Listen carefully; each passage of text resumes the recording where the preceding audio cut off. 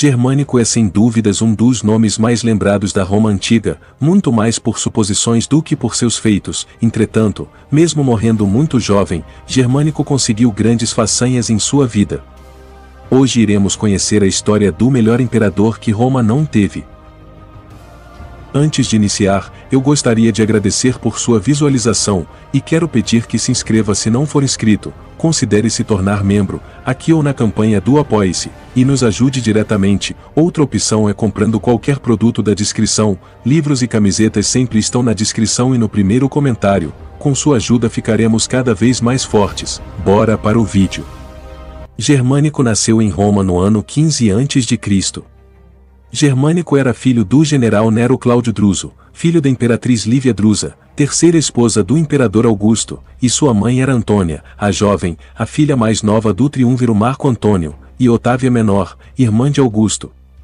Lívia era sua irmã mais nova, e o futuro imperador Cláudio era seu irmão mais novo. Além de tudo isso, ele era sobrinho de Tibério, pai do futuro imperador Calígula, e avô do imperador Nero, ou seja, ele tinha uma grande ligação com a família imperial. Germânico até mesmo foi cogitado como sucessor de Augusto. Entretanto, Lívia convenceu Augusto a escolher Tibério, e assim foi feito, mas Augusto primeiramente ordenou que Tibério adotasse Germânico, colocando assim o jovem general como o próximo na linha de sucessão. Germânico casou-se com a neta de Augusto, Agripina, a velha, em 5 d.C., para fortalecer ainda mais seus laços com a família imperial. O casal teve 9 filhos, mas apenas 6 chegaram a atingir a maioridade, incluindo Caio, o futuro imperador Calígula. Germânico tornou-se questor em 7 d.C., 4 anos antes da idade legal de 25. Ele foi enviado para Ilírico no mesmo ano para ajudar Tibério a reprimir uma rebelião dos Panônios e Dálmatas.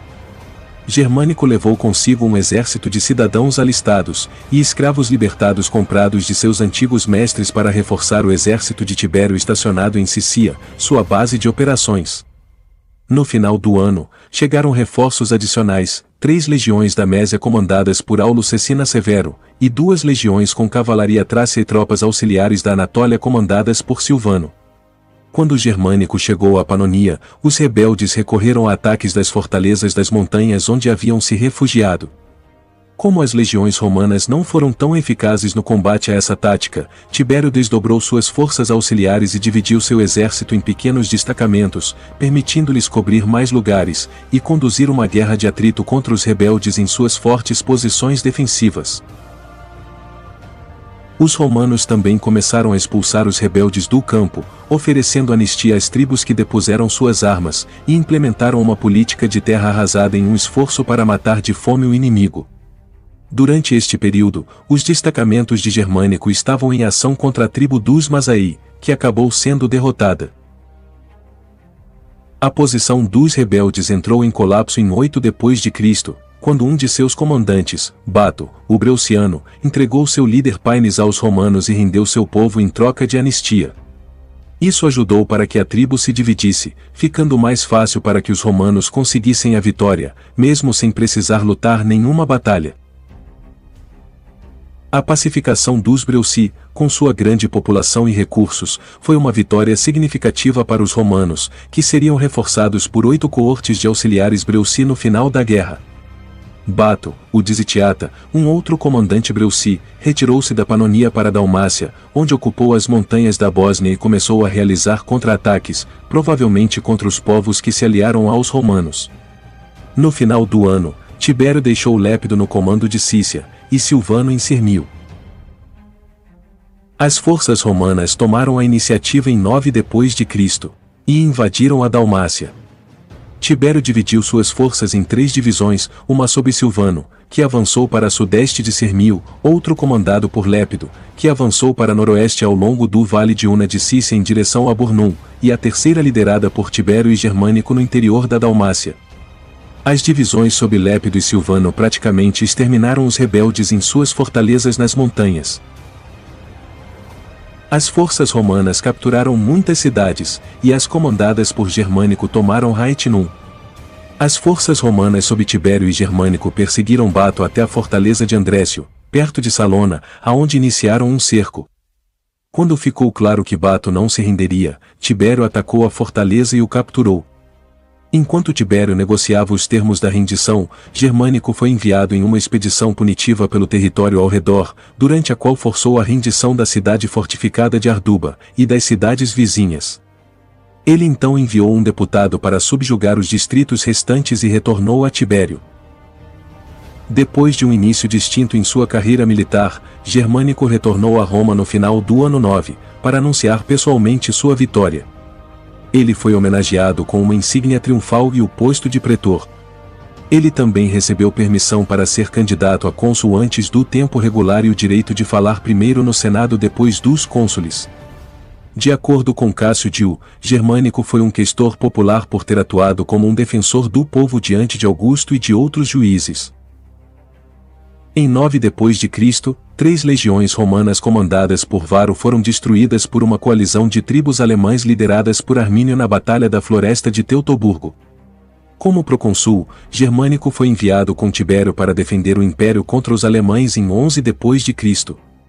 Os dois generais cruzaram o Reno, fizeram várias incursões em território inimigo, e no início do outono, voltaram a cruzar o rio. As campanhas de Tibério e Germânico na Germânia nos anos 11 e 12, combinadas com uma aliança com a Federação Marcomânica de Maroboduo, impediram a coalizão alemã de cruzar o Reno e invadir a Gália e Itália. No inverno, Germânico retornou a Roma e foi nomeado cônsul para o ano de 12 depois de 5 mandatos como questor, e mesmo sem ter sido antes edil ou pretor. Ele dividiu o consulado com Caio Fonteio capitão. Ele continuou a defender os réus no tribunal durante seu consulado. Ele também conquistou popularidade ao ministrar os Jogos de Marte, como mencionado por Plínio, o Velho, em sua História Natural, na qual ele soltou 200 leões no Circo Máximo. Em 23 de outubro de 12, Tibério realizou um triunfo por sua vitória sobre os Panônios e Dálmatas, que ele havia adiado por causa da derrota de Varo na floresta de Teutoburgo. Ele foi acompanhado, entre seus outros generais, por Germânico, que obteve a insígnia triunfal. Ao contrário de seu irmão adotivo Druso, que não recebeu nenhum reconhecimento além de ser filho de um triunfador, Germânico desempenhou um papel importante na celebração e teve a oportunidade de exibir sua insígnia consular e ornamentos triunfais. Em 13 d.C., Augusto nomeou Germânico como comandante das forças no Reno, que totalizavam 8 legiões, e eram cerca de 1/3 da força militar total de Roma. No ano seguinte, em agosto, Augusto morreu, e em 17 de setembro o Senado se reuniu para confirmar Tibério como princeps. Naquele dia, o Senado também mandou uma delegação ao acampamento de Germânico para enviar suas condolências pela morte de seu avô, e conceder-lhe o imperium proconsular. Na Alemanha e no Ilírico, as legiões entraram em motim. Na Alemanha, as legiões em motim foram as do Baixo Reno sob Aulus Cecina Severo. O exército do Baixo Reno estava estacionado em quartéis de verão na fronteira dos Úbios. Eles não haviam recebido os bônus prometidos por Augusto, e quando ficou claro que uma resposta de Tibério não viria, eles se revoltaram. Germânico acalmaria as tropas na Germânia, e o filho de Tibério, Druso, as da Ilíria.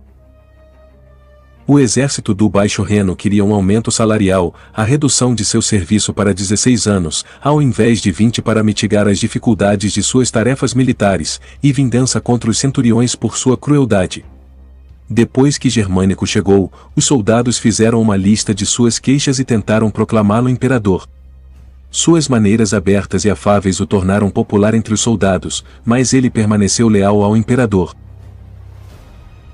Quando as notícias do motim chegaram ao exército do Alto Reno sob Caio Cílio, também ameaçaram a entrar na revolta, o que daria um total de 8 legiões. Uma reunião foi realizada para atender as demandas, e Germânico negociou um acordo. Após 20 anos de serviço, seria dada uma dispensa completa, mas após 16 anos o soldado ganharia uma imunidade de tarefas militares, o que os isentava da maioria das tarefas rotineiras no acampamento, como guarda, limpeza, cozinha, entre outros. A doação deixada por Augusto às tropas deveria ser dobrada e paga imediatamente. Para satisfazer a requisição prometida às legiões, Germânico as pagou do próprio bolso. Todas as 8 legiões receberam dinheiro, mesmo que não o exigissem. Ambos os exércitos do Baixo e do Alto Reno voltaram à ordem. Parecia prudente satisfazer os exércitos, mas Germânico deu um passo adiante. Em uma tentativa de garantir a lealdade de suas tropas, ele os liderou em um ataque contra os Marsos, um povo germânico no alto rio Ruar. Germânico massacrou as aldeias dos Marsos que encontrou e saqueou o território circundante. No caminho de volta para seu acampamento de inverno em Castra Vetera, eles avançaram com sucesso através das tribos opostas dos Brúcteros, Tubantes e os Ípetes, que ficava entre o território dos Marsos e o Reno. Em Roma, Tibério criou o Colégio dos Sodais Augustais para ministrar o culto a Augusto, e Germânico se tornou um membro. Quando chegou a notícia de suas vitórias, Tibério comemorou os serviços de Germânico no Senado com elogios elaborados, mas insinceros. Os procedimentos lhe deram alegria por o motim ter sido suprimido, mas também trouxe preocupação pela glória e popularidade concedidas a Germânico. O Senado, na ausência de Germânico, votou que ele deveria receber um triunfo. Nos 2 anos seguintes, ele liderou suas legiões através do Reno contra os alemães, onde enfrentariam as forças de Armínio e seus aliados. Tácito diz que o objetivo dessas campanhas era vingar a derrota de Varo na Batalha da Floresta de Teutoburgo, e não expandir o território romano. No início da primavera de 15, Germânico cruzou o Reno e atacou os Catos. Ele saqueou sua capital Matiuma, a moderna Maden, saqueou seu campo e depois retornou ao Reno. Em algum momento deste ano, ele recebeu a notícia de que Segestes estava preso pelas forças de Armínio, e precisava de ajuda. As tropas de Germânico libertaram Segestes, e capturaram sua filha, que estava grávida, a esposa de Armínio, Tusnelda. Germânico novamente voltou vitorioso para seu acampamento, e com a aprovação de Tibério, aceitou o título de imperador. Armínio convocou sua tribo, os Queruscos, e as tribos vizinhas para guerrear contra Roma. Germânico coordenou uma ofensiva terrestre e naval, com tropas marchando para o leste através do Reno, e navegando do Mar do Norte até o rio Enns para atacar os Brúcteros e Queruscos. As forças de Germânico passaram pelo território dos Brúcteros, onde um general, Lúcio Stertínio, recuperou a águia perdida da 19ª Legião entre o equipamento dos Brúcteros depois de derrotá-los em batalha. As divisões de Germânico encontraram-se ao norte e devastaram o campo entre o Enns e o Lippe, e penetraram na floresta de Teutoburgo, o local da famosa emboscada que massacrou os romanos de Varo. Lá, Germânico e alguns de seus homens visitaram o local da desastrosa batalha da floresta de Teutoburgo, e começaram a enterrar os restos mortais dos soldados romanos que haviam sido deixados ao ar livre. Depois de meio dia de trabalho, ele interrompeu o enterro dos ossos para que pudessem continuar sua guerra contra os alemães. Ele fez o seu caminho para o coração dos Queruscos. Em um local que Tácito chama de Longas Pontes, em planícies pantanosas em algum lugar perto do Enns, as tropas de Armínio atacaram os romanos. Armínio inicialmente capturou a cavalaria de Germânico em uma armadilha, causando baixas menores, mas a infantaria romana veio em socorro e conseguiu repelir o ataque. A luta durou 2 dias, com nenhum dos lados conseguindo uma vitória decisiva. Com um combate indeciso, ambas as forças recuaram, e Germânico voltou para o Reno. Essa foi uma batalha de vingança, onde os romanos queriam vingar Teutoburgo, e Armínio queria vingar a perca de sua esposa. Germânico havia iniciado a vingança romana contra Armínio, entretanto, uma batalha direta entre os dois terminou em um impasse, onde ambos os lados decidiram recuar, mas, em meio a isso, Germânico havia capturado a esposa de Armínio, e massacrado vários dos povos germânicos, ou seja, a guerra continuaria. Nos preparativos para sua nova campanha, Germânico enviou 2 subordinados para coletar impostos na Gália, e ordenou que outros 3 construíssem uma frota. Um forte romano na Germânia foi cercado, mas os atacantes se dispersaram à vista dos reforços romanos. Os alemães destruíram o monte próximo, e o altar dedicado ao pai de Germânico, Druso, mas ele os restaurou e celebrou jogos funerários com suas legiões em homenagem a seu pai. Novas barreiras e terraplanagens foram colocadas, protegendo a área entre o forte e o Reno. Germânico comandou 8 legiões com unidades auxiliares gaulesas e germânicas por terra através do Reno, subindo os rios Sen e Vezer como parte de sua última grande campanha contra Armínio em 16 d.C. Suas forças encontraram as de Armínio nas planícies de Distaviso, pelo rio Vezer perto da moderna Rintel, na Batalha do Rio Vezer. Tácito diz que a batalha foi uma grande vitória romana. O inimigo foi massacrado da 5ª hora do dia até o anoitecer, e por 16 quilômetros o solo estava coberto de cadáveres e armas. Armínio e seu tio Inguiomero foram feridos na batalha, mas escaparam por sorte da captura. Os soldados romanos envolvidos no campo de batalha homenagearam Tibério como imperator e ergueram uma pilha de armas como troféu com os nomes das tribos derrotadas inscritos abaixo deles. A visão do troféu romano construído no campo de batalha enfureceu os alemães que se preparavam para recuar para além do Elba, e eles lançariam um ataque contra as posições romanas na muralha grivariana, iniciando assim uma segunda batalha. Os romanos anteciparam o ataque novamente e derrotaram os alemães.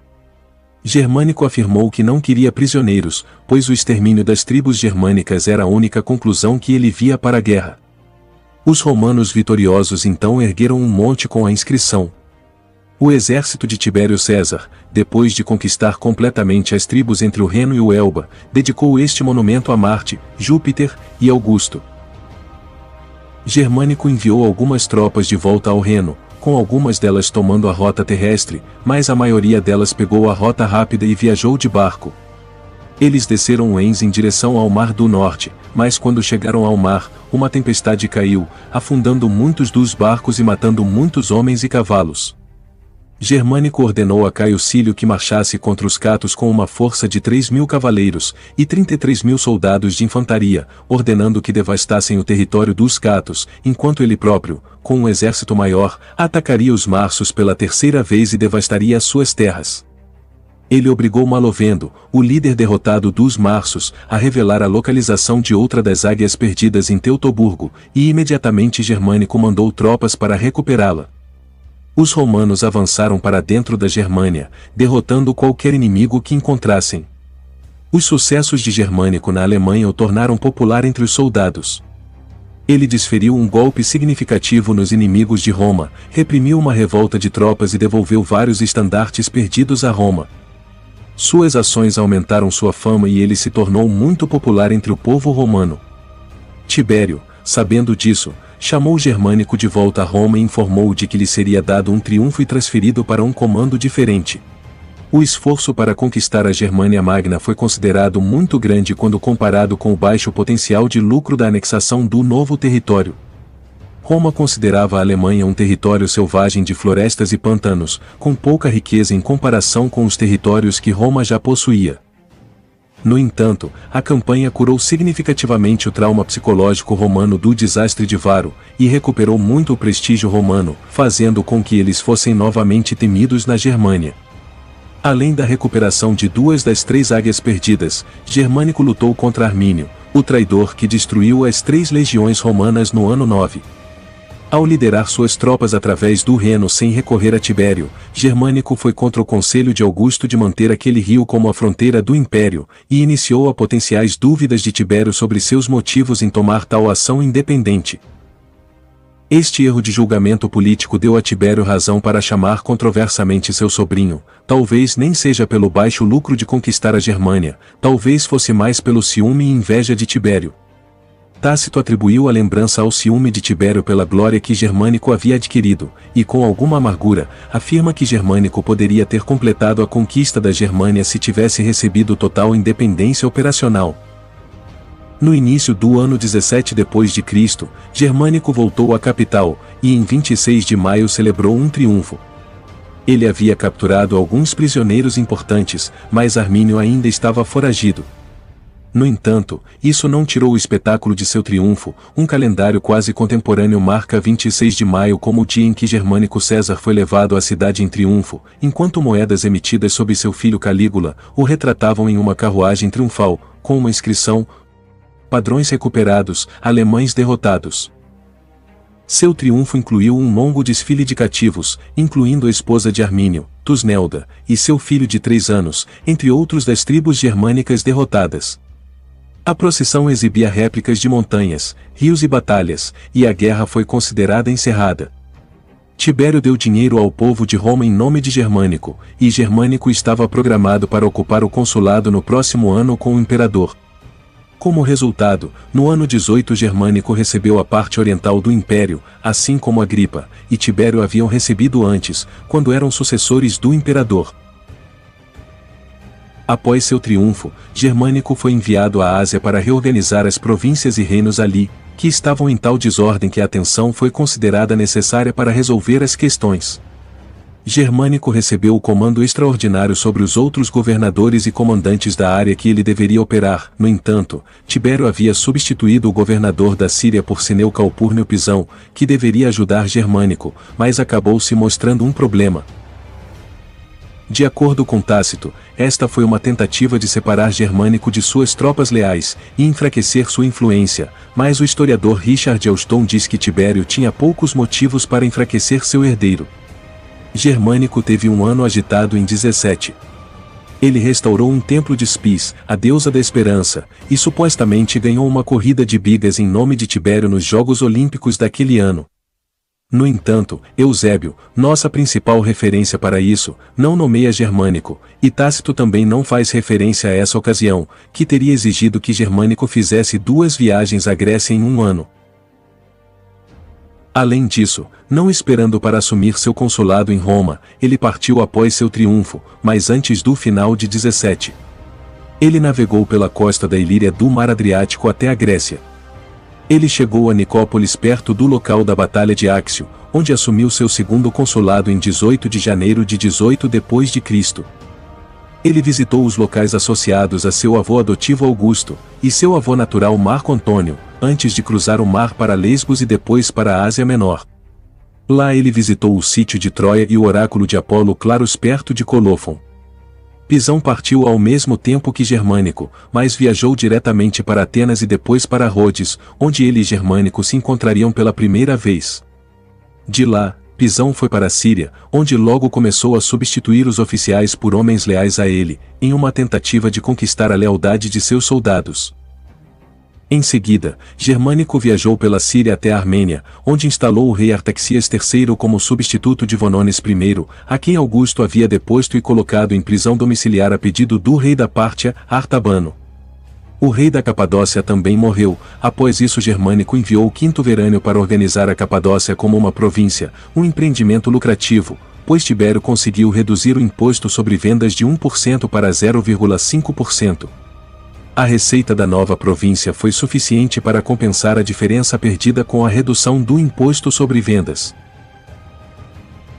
O reino de Comagena estava dividido entre permanecer ou não livre, ou se tornar uma província, com ambos os lados enviando emissários, então Germânico enviou o Quinto Serveu para organizar a província.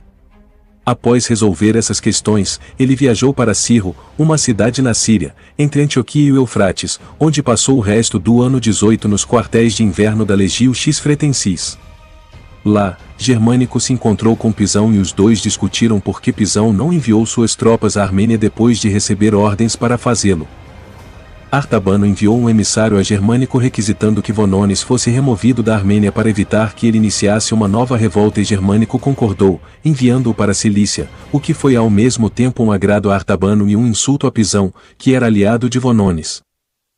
Após isso Germânico foi para o Egito, chegando em uma recepção tumultuada em janeiro de 19.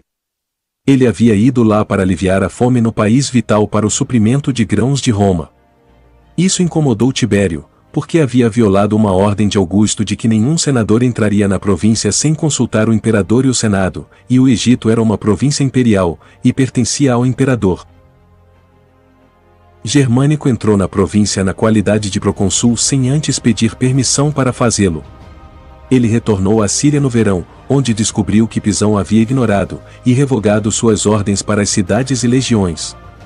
Germânico, por sua vez, ordenou o retorno de Pisão a Roma, embora essa ação provavelmente estivesse além de sua autoridade. Em meio a essa rixa, Germânico adoeceu, e apesar de Pisão ter se mudado para o porto de Seleucia, ele estava convencido de que Pisão o estava envenenando de alguma forma. Tácito relata que havia sinais de magia negra na casa de Pisão, com partes de corpo escondidas e o nome de Germânico inscrito em tábuas de chumbo. Germânico enviou uma carta a Pisão renunciando formalmente à sua amizade. Germânico morreu logo depois em 10 de outubro do ano 19. Sua morte criou muita especulação, com várias fontes culpando Pisão, agindo sob ordens do imperador Tibério. Isso nunca foi provado, e Pisão morreu mais tarde enquanto enfrentava julgamento. Tácito diz que Tibério estava envolvido em uma conspiração contra Germânico, e o ciúme e o medo de Tibério da popularidade e do poder crescente de seu sobrinho eram o verdadeiro motivo. A morte de Germânico em circunstâncias duvidosas afetou muito a popularidade de Tibério em Roma, levando à criação de um clima de medo na própria Roma. Também suspeito de conivência em sua morte foi o principal conselheiro de Tibério, Sejano. Quando Roma recebeu a notícia da morte de Germânico, o povo começou a observar um estado de emergência, antes que o Senado o declarasse oficialmente. Tácito diz que isso mostra a verdadeira dor que o povo de Roma sentiu, e isso também mostra que a essa altura o povo já sabia a maneira correta de comemorar os príncipes mortos sem um decreto de um magistrado. Em seu funeral, não havia estátuas de procissão de Germânico. Houve elogios abundantes e lembretes de seu bom caráter e um elogio particular foi dado pelo próprio Tibério no Senado. Os historiadores Tácito e Suetônio registram as honras fúnebres e póstumas de Germânico.